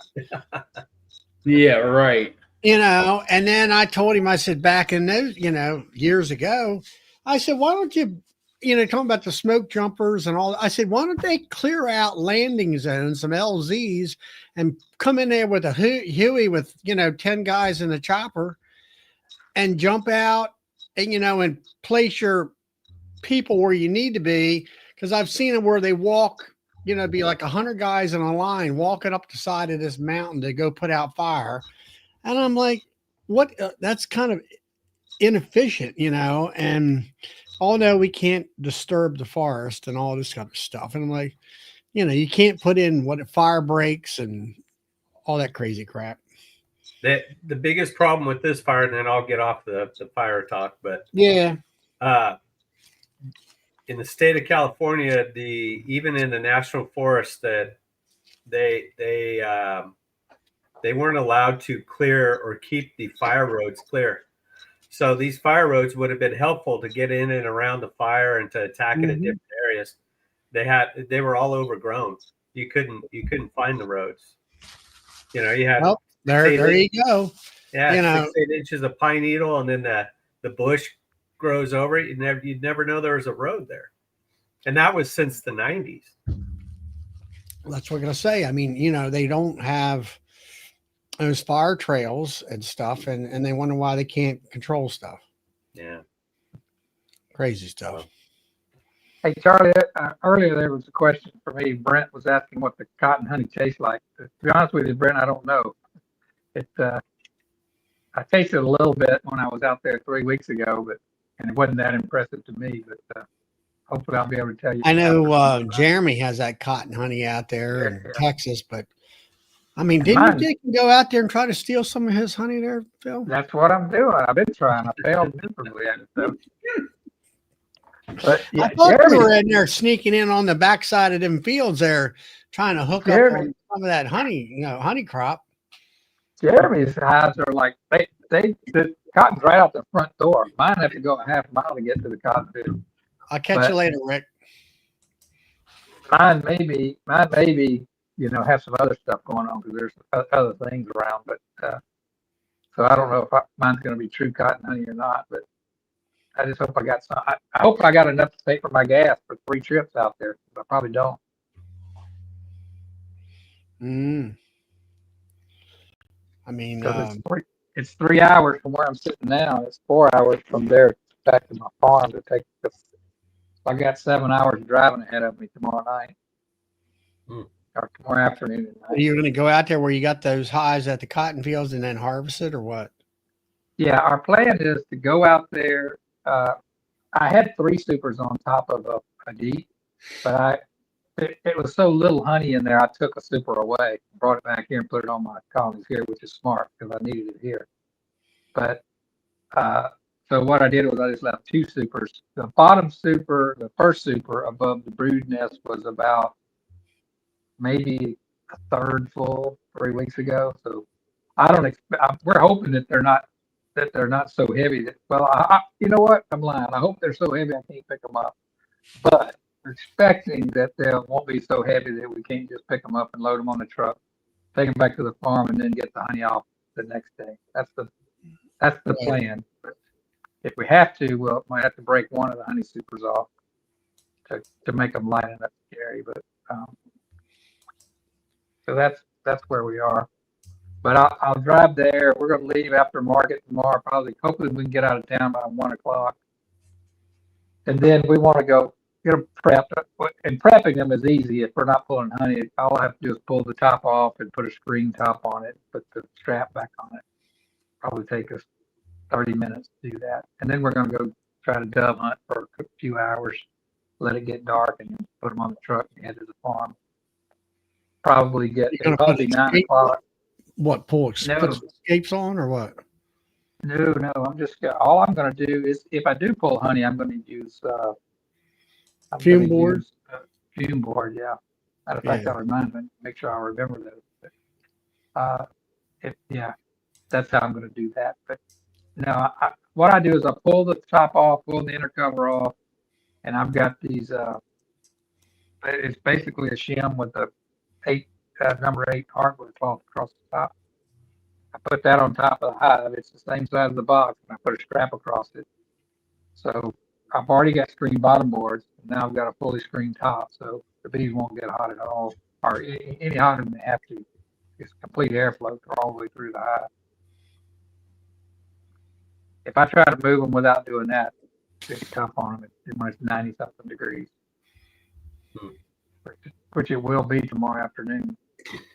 Right. I also, this last time I couldn't find my screen tops, which I found them afterwards, but I used double screen boards for the same purpose. Just flip them upside down. Mhm. That works good for hauling bees. You see DC's comment, Bill? Yep. So, yeah. But how are the bees, Todd? I mean, have you been out to them at all? Yeah, they're doing good. They really are. I mean, you were complaining about the other guy being your back door there with all them Yeah. hives and about sucking you dry. Well, I'm not getting anything. Well, they're not making any extra. Let's put it that way. But with the blue curl kind of just chugging along, and now maybe it's getting a little better. Who knows? I might have something to pull off. But guess what? I don't know if you heard that. Yeah, I heard that. What was that? I don't know. Sounded like someone was Motorcycle. Motorcycle or something. Guess what I found digging around in my freezer in the garage last night? I found 2 quarts of blue honey. Oh yeah. Or, In your Blue curl. freezer. I found 2 quarts of blue curl. I thought, oh my God, I can't believe that. So Yeah, I've never done that. I never put honey in freezers. Oh yeah. Oh yeah. Yeah, it works. It really works. It doesn't let it crystallize, right? It won't crystallize. Yeah. Yeah. All right. It'll hold And it. then you can warm it, but you got a freezer, put it in the freezer. So I Yeah. was all excited about that. But my bees are looking really stout this time of year. Next Wednesday is when I'm going to start putting Apiguard on there, because that'll be where my temperatures are getting in the range I like. I might be doing 33 grams. I don't know. Or I might just do 425s. I'm not sure yet. But we'll see. It depends on the weather. If the weather cooperates, I'd like to do 3, 33, 34 gram doses, but we'll see. Yeah. Hey, Pete. Highland honey. For doing Apiguard, yeah. Hey Charlie, do you feed all your hives, or do you help them and see if they need it? I gotta feed them. I don't get I don't get a fall flow, and I pull the honey off. I mean, there's something now. I have fed about 6 or 7 hives with some quart jars with some Pro Sweet here the last over the last 2 or 3 weeks, and I've got all those jars. That was the thing I did last Saturday, I guess it was. I took all the feeding jars off. They got, I know I'm going to be feeding, in so many weeks. So I took the jars off. I let them run out, where the jars had probably ran out 4 or 5 days ahead of time. And I just wanted to kind of get them through that hump of where I didn't want to give them too much, but just enough to keep on letting them keep on getting it, especially if they're trying to make a little brood. I want them to have enough fluid coming in so they give that brood it's nice and juicy, with all the food and rolled jelly and that kind of stuff in there and all that. So I've got that pretty much all taken care of. I mean, the supers are not full. The hives are not full, but there's enough in there that, they're not starving either. So all that's been taken off and put away. And I said earlier where I had a problem with one of my newer 10 frame production hives that are behind the barn. So I had put it in a nuke. That was the one bill that I had found the queen underneath the darn screen bottom board. I took her out, put her back inside, and now she's gone, whether they didn't like her or just what. And so I dumped them bees in that number 5 hive down there. And then I condensed that hive down from 3 mediums to 2 mediums. And I'd say probably tomorrow, there's nothing in there. I'm going to just combine them with some other, 10 frame hives. Hey, Matt. And that's my game plan for tomorrow. And like I say, get ready for feeding, bulk feeding, get my tank on, get all that taken care of. And if I take and condense that hive in, put it in somebody else's hive, the bees, I'll take them frames, put them in their brood frames, put them in the freezer, freeze them up for the rest of the winter. And get that done, put all that woodenware away. And I've been slowly putting all that kind of stuff away as far as for winter storage. And once I kind of I like to get like 80 gallons of sugar water made up first. I get one tank of 40 and then let it cool down and have my tank in my truck and fill my truck up. And then in the meantime, after that, I will mix up another 40 gallons, having it in the wings waiting to go. Because I know the first 40 gallon will go out of that into them hives, and it'll be sucked dry within I don't know, 8 hours at the most. You know, I'm going to have to do some feeding this year, and the prices are basically the same they were last year. And so I looked over at Data Ant here in town, and they're selling. And I don't need a whole bunch of syrup, but I'll probably do like 40 gallons. I'll take uh, what is it? I'll take over 4 5-gallon buckets. And I'll fill it up with 2-to-1, and then I'll cut them in half when I bring them back, and then I'll have my 40 gallons, and it's still cheaper. Well, no, it's about $1 more versus me mixing it up in my barrel with the trolling motor. So that's that's a no-brainer for me. I mean, I'll pay $1 more not to mix it all up. Yeah. And then I'm gonna medicate them when I feed, and I still have time to feed them 1-to-1 right now, so I won't have to worry too much about it. Well, Matt's got a question. He's how many frames should be open for the queen to lay right now? And he's up there around northern Pennsylvania, New York, I think, area. And my bees are backfilling, leaving only about 3 frames for the queen. That's kind of about right. I mean, queens are shutting down. Yeah. They've been shutting down, and I think the bees know what they're doing, type of thing. Just make sure they're in the center. Yep. If they're on the outside, rotate them to the middle. He's close to Buffalo. So. As a matter of fact, I was looking at the weather because of the storm this morning. In his neck of the woods, they're under a frost warning. I think it was a warning. So I'm like, wow, that's already coming. Yeah. Have you guys? Oh, go ahead. If you got a question there. He's a double 8 frame. Double 8 frames. I mean, I got the one guy that helps me, and he's all 8 frame. We made double deeps. You're going to find that the bees are going to kind of be clustering down in the bottom box and kind of keep that top box as their honey stores, or they kind of dome it and, keep it in that middle. So I think you're fine, Matt. Yeah, I think it is too. So like this is kind of. Go ahead, Matt. I was just saying it. The bees know what they're doing. Yeah. Type of thing. Did Go ahead. Did you guys see the video that guy's over in Wales, Gruffield or whatever his name is? He interviewed this guy by the name of Victor, Viktor. Has a big honey outfit. Did you guys see that video where he was talking about his operation? Well, where is it at? Or It's that his name is like Gwyneth Gruffield.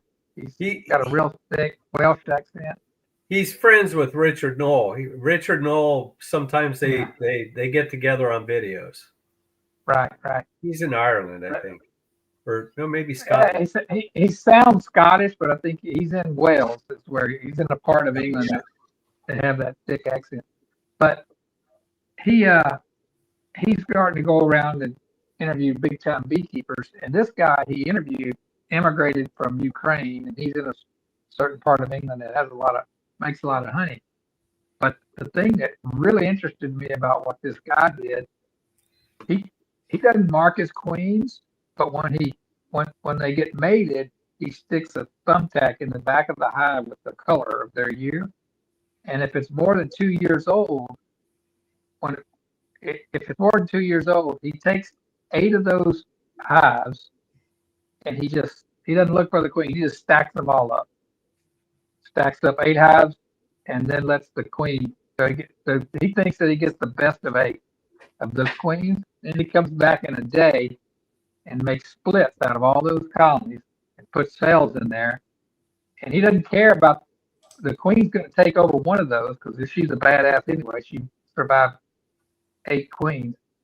And then he's going to get, I don't know, 15 to 20 nukes out of that. And Hmm. he does that in 2 days time. He didn't look for a single queen. And you Because say he's- 8 hives. Is that 8 deep boxes? yeah. Yeah, he's taking, That's a heck of a stack. it's a good tall stack. It's over his head. He has to pick it up. He has to and he's a tall guy. I don't know And- how in the world he got on top of that eighth box up there. I've seen that guy, but I think it was a short. This is like this guy's a monster of a man. I think he Yeah. said he was 6'5" or something like that. But to me, that was kind of just okay. If you're running that many bees, you don't have time to look for queens. That's actually kind of an ingenious way to keep your queens young and not have to find them. Just put them all in a big stack. Hmm. You're gonna have one queen and 8 boxes, and then you come back and pull your splits. Don't worry about finding her. She's going to take one of them, but she's only going to take one out of about 15 or 20 nukes that you make. You just keep on rocking and rolling. But and, yeah, that was his opinion that, you know, and he acknowledges that some of those queens are going to have replaced themselves. He said, but I don't have time to evaluate them. I don't have time to look at the brood back. I just put them all in a big pile and let the best one survive. Well, I don't know. I mean, it's like everything else that, you know, what I do here on the East Coast and what Todd does on the West Coast is totally different, you know, a lot of times. So I think, you know, over in that country, it might be different and it won't be like what we do here. Yeah. I got to thinking, you know, I might could do that with like 4 or 5 colonies. You know, I know those queens are old. Just stack them all together. Let them take all the queens out but one, and go in there and pull your stuff for splits. If you can find the queen, but don't worry about it whether you do or not. Like when you put those, let's say the 4 colonies together, are they queens all the same age, or are they? You just know they're old. You know, now they don't have to be the same age, but you just know that they're more than a year old or 2 years old. You know, so one's gonna survive supposedly, and the rest of them are gonna get That's killed. right. Yeah. So the one that survived is still old. Maybe. I mean, in his cases, he thinks 1 out of 8 of those is probably superseded and it's probably young. But he doesn't have time to evaluate that. So he theorizes, he says that a lot of times that nuke that has that queen in it, it takes off and they make him money right away. Because that queen is probably younger and superior to the other 7 that she's combined with. And then he's got all his resources he needs for nukes without having to do that deal where you put the queen excluder, let them move above, and all that stuff.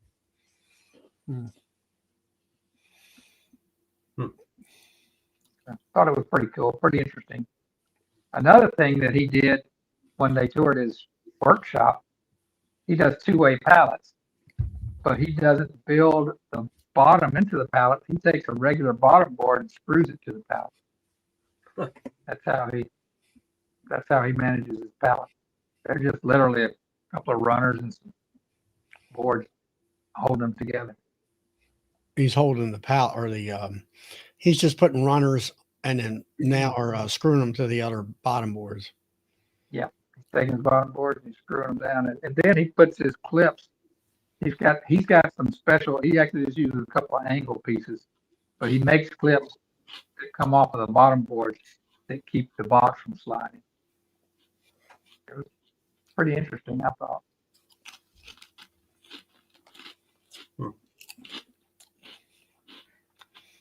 Well, And he makes kind of all of depends his on own what you frames.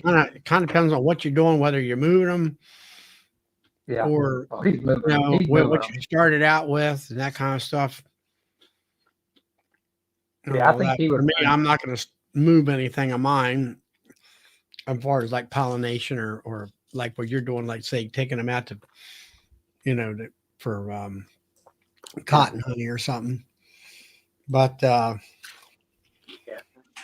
you know, depends on what you're doing. You have to make that kind of decision early on so you don't spend so much money and stuff. Yeah. He doesn't move his bees.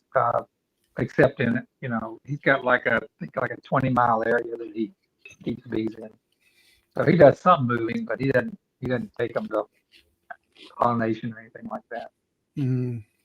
He's in an area that can support his, I don't know, 1,000 colonies or whatever he's running. Pratt and Todd there, he does what, 4 ways? You do 4 ways, don't you? Yeah, but I'm thinking about cutting those in half with the chainsaw. I've been kicking that idea around for the last couple of years. I don't know. I've got a few 2 ways. I was just playing around, experimenting. The only thing I don't like about them is to check the weight on them. You've got to separate the box from the pallet, and they can be sticky. And plus, I use nails to align my boxes, and sometimes if I slide the box accidentally, it'll come down on top of the nail. It won't go quite back where. And you kind of have to do it quick, or you got a bunch of bees running out the bottom of it. Yeah, exactly. So that still works, but to me, it's not as nice as just reaching down and picking up the whole bottom board and checking your weight. Yeah, it's just like you say, depends on what you're doing with it. I mean, for me, I still got they sit where they're at right now, and of course, I got the hive lifter where I can grab them and while they're strapped together and pick the whole hive up. Like I was when I first got mine, I think it was that purple and that white one right there. I just pulled the hives off of the machine, swapped out the rack in there because it was rotten, put it back on there. That's as much moving I do. And then the other thing would be like I got a couple spots there where you got production hives are going to be empty.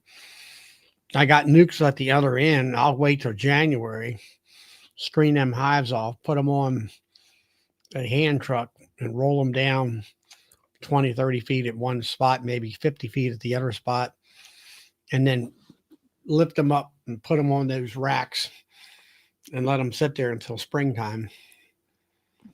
And hopefully they'll work out for me. One of my winter projects, I hope, I've got the trailer put together, but I've got one of those foldable trailers that Harbor Freight sells, like $1,200 or something. I'm sorry, 1,200 pound capacity. And I got it on sale, got it for like $500. But I'm just going to put runners on it and mount like 8 hives pointing out on it. And it's going to have a place you can walk down the middle. And That's what Jason Crook has those.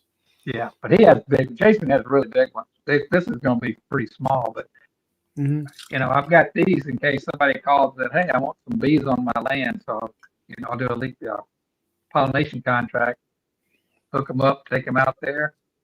I unhook the trailer, and the way that thing folds up, I can actually take the A-frame tongue off of it and take it with me. So somebody can't just pull up there and hook up and leave with my colony. They have to do a little bit of work, So, and I think what I'll do is jack it up and take the wheels off too. So it's somewhat difficult to steal everything.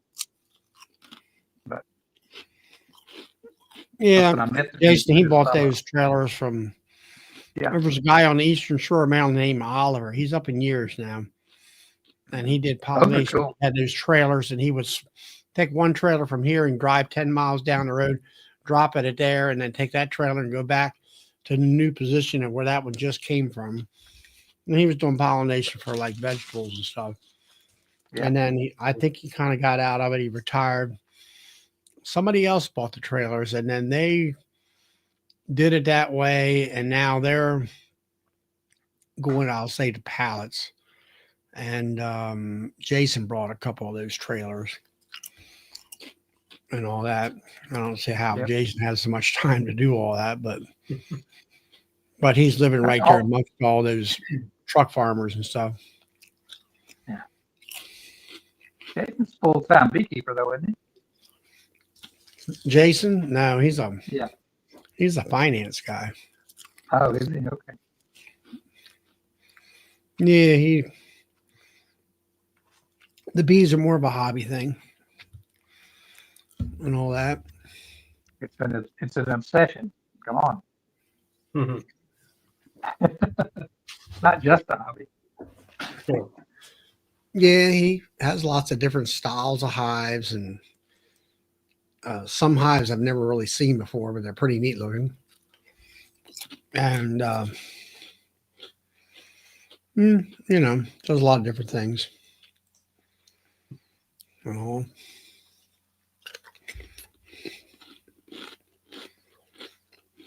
But you got any pollination things out there in your area to begin with?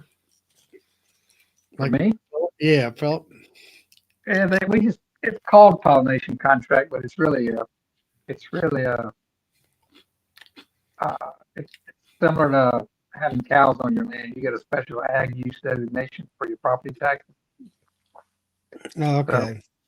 bees qualify for that if it's between 5 acres and 20 acres. That you can put bees on there instead of having to have cows or something like that.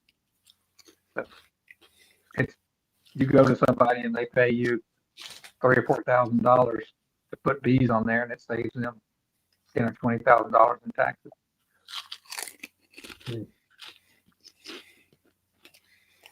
Will they market that as a residential property if they don't have the bees? Yeah, if you lose it, if you lose your agriculture, it'll still be considered agriculture. You'll just lose your designation, and they'll charge you full value on the land, which will make your taxes go up like Mm. 8 or 10 times Hmm. what it would have been. And if it's land close to a metropolitan area, you know, you're looking at tens of thousands of dollars in taxes, property taxes. Texas is actually, I think, probably worse than California for property taxes in some ways. Well, yeah, because you don't have state tax, right? We don't have income tax now. Oh, income tax. Yeah. Okay. Yeah. Yeah, they make it up a little bit that way. We have both. We don't have we don't have state property taxes. We have county property taxes, Mhm. but they are between 2 and 3% of the value of whatever you own, which is pretty darn high, especially if it's a lot of land. So Yeah. the land values are up. You know, even as far out as my farm is, they're up $8,000 or $10,000 an acre. So it gets really expensive for your taxes if you don't have, you know. Now mine has the ag exemption, but it's based on cows. My lots are too big for bees. Hmm. I'm thinking about replanting mine and getting them all down to 20 acres or less, so I can just put bees on them, not worry about the cow. Yeah. But it's going to cost me like $5,000 or $6,000 to get that done, get resurveyed and all that. But that's cheaper than building fences all the way around it. You know, Mhm. fences Yeah. cost that much. I thought you guys just range land, you know, just put the cows out there and let them roll. Have you seen the prices of beef and cows these days? That's You almost crazy. have to have an armed guard to have cows nowadays. Exactly. It's crazy. Cattle rustling's coming back. That's a hangable offense in Texas, isn't it? Yeah, you can definitely, if you catch them, you can shoot them. Sure, no problem.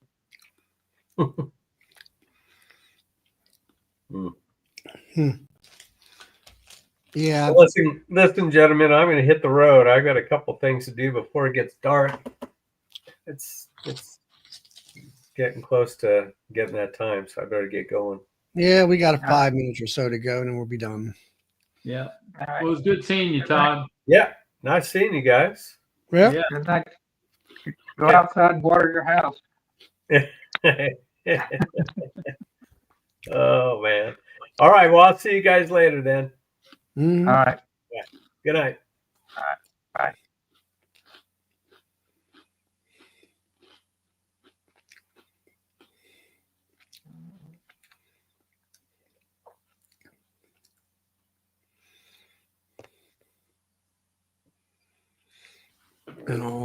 So, what was it? Highland honey, 6 wooded acres here is considered ag, and the taxes are only $2, but 5 acres and less is taxed residential.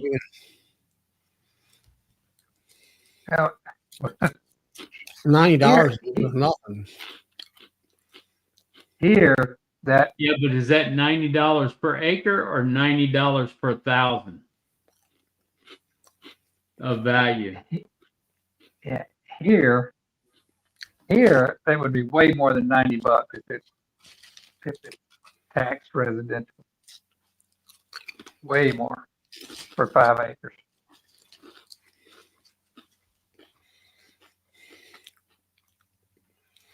Yeah. Yeah,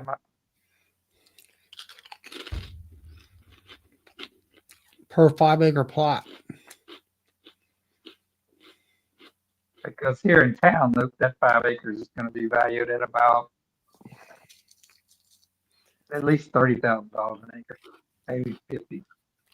You know, When you say in. town, I mean, is that just a house and Oh. 5 acre lot and it's in a town? No, I'm just saying close to Dallas. Anything close to Dallas is going to be very high Yeah. land value. Now down where my farm is, it's 8 to 10,000 an acre. Right. And, Depends on where you're and at. it wasn't that long ago when I bought my first property. I only paid like $2,200 an acre, and I bought my last property at what was it, 3,100 an acre, something like that. You know, I don't feel so bad paying the property taxes I pay now. Oh man, After hearing that, I only pay 61 cents a hundred of value of the value. yeah, for my mother-in-law's house, we were paying, it was like $8,000 a year for her house. Good night, Diana. Dinah. Hi, Donna. And it's not much, it's about the same value as our. We were paying about $4,000 per hour because we have the homestead exemption. Right. But we ended up getting it hers reduced because we put her on the deed, so we're getting homestead exemption on that one now. Yep. So, But the thing that the way California's laws are, I wish Ty was still on here, you could verify it. You pay your property values based on what you pay for the property, and it never goes up until it's resold. In Texas, they revalue it every year, and it's gone up 20% a year for the last 10, 20 years. Yeah, in Virginia they do reassessments every other year, every second year, something like that. I think, you know what? I think that's all they do here, unless they really want to get some more money, and they'll do it every year. They can do it every year, but they just don't get around to it. And then you're taxed. Like, say my land's valued at $100,000, I pay 60 cents per $100, 61 cents per $100 of value. What's that come out to? Usually it's around $2,200 is what How I many pay. acres was it again? Well, I've got 6 acres and a house and a barn, Okay. so I pay $2,200 a year. I pay for my 116 acres. I only pay about probably like 12 to 1,500 a year. Yeah. and is that that's- like a desert area? And that what you? That's a Capel. No. That's down in Richland. Mm-hmm. No, man, if I had 115 acres in Capel, I'd be a rich man. I've got like an eighth of an acre here. Yeah, and then we have what's called land use here. So I get 5 acres of it is in land use, and I pay reduced taxes on 5 acres. Ah, So okay. And that, Yeah. So yours is actually includes your house? Yeah. Oh Yep. gosh, that's extremely low. That's real estate taxes. Then we have personal property taxes on vehicles. Yeah, I don't like that. I pay well over 4,000 for my eighth of an acre with a house on it here on property tax. Yeah. And that's with all the exemptions, homestead and all that stuff. So, no, it's crazy high. With that personal property tax, like on vehicles, what are they charging you per year for a vehicle?